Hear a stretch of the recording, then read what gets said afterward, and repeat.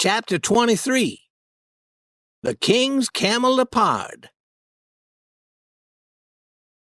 All day the Duke and the King worked to build a stage with a curtain and a row of candles for footlights. That night the house was filled with men coming to see the show. The Duke came onto the stage in front of the curtain and made a little speech. He praised the show and said that it was the most exciting one that ever was. He told how Edmund Kean was the best actor in the world.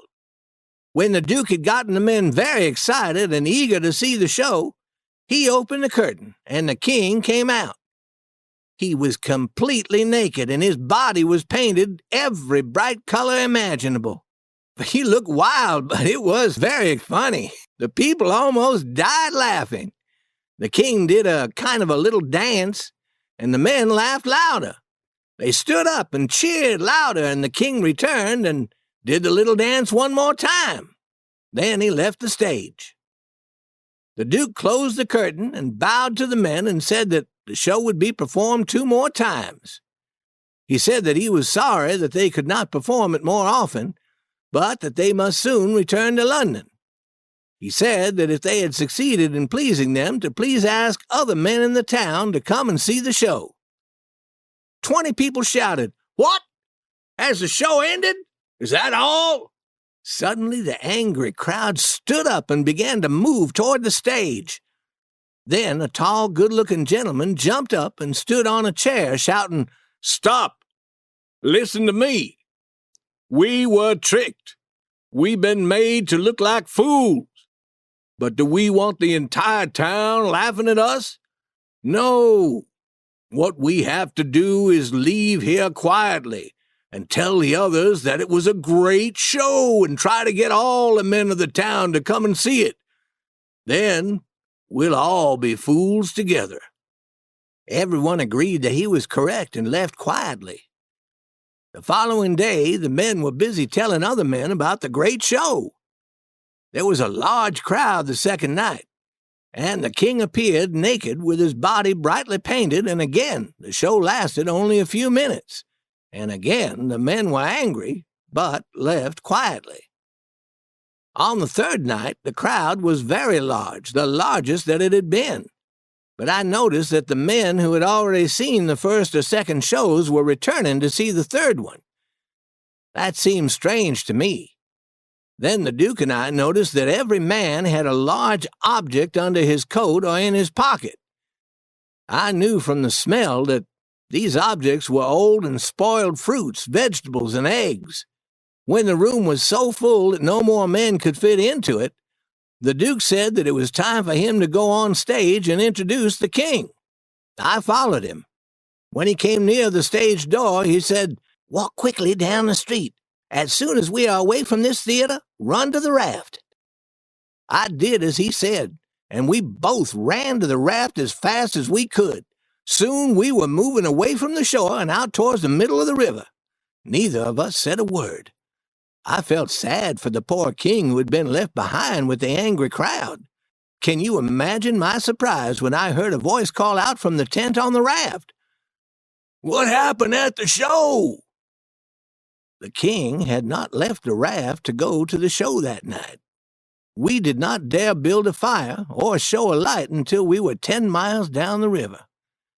Then, as Jim and I cooked supper, the King and Duke laughed and laughed at the way that they had tricked the men of that town. They counted the money. They had earned $465 and felt that was good pay for 3 nights of work. Later, when they were asleep, Jim said, "Are you surprised at the way the King and Duke act, Huck?" "No, Jim, I am not. Our Duke and King are not honest. But then, I don't think any member of royalty has ever been honest. That's how I feel too, Jim. But we have them with us, and we'll have to continue treating them like royalty." I didn't tell Jim what I had suspected for a long time, that the 2 men traveling with us were not real kings and dukes. But real kings and dukes would have acted in the same way that our 2 acted, so what difference did it make? It was time for me to go to sleep. Jim said that he would sit up and watch.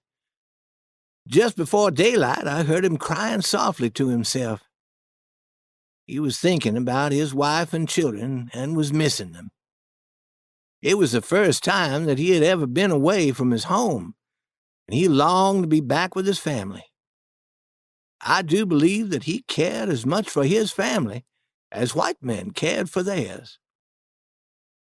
I asked him about his family, and he said, What made me think of my family now was a sound that I heard on the shore. The sound of a door closing with a bang. The sound reminded me of a time that I was mean to my Elizabeth. She was only 4 years old, and she had been very sick. When she was no longer sick, I saw her playing one day. I said to her, "Close the door," and she didn't do it. She just continued to smile at me and didn't obey. Again, I said, "Close the door," and again she didn't obey. Oh, this made me feel so angry that I hit her with my hand and she fell to the floor. She lay there crying, but still she wouldn't close the door. I was going to hit her again when suddenly the wind blew the door closed with a very loud bang. Elizabeth never noticed. She never moved. I called her as loud as I could call, and she never looked at me. Then I knew that she couldn't hear. Her illness had caused a problem with her ears, and she wasn't able to hear. I began to cry, picked her up in my arms, and said, "Forgive me." But she still couldn't hear me. I asked God to forgive me, but I never have been able to forgive myself. And my little girl has never spoken a word since. She can't hear. She can't speak.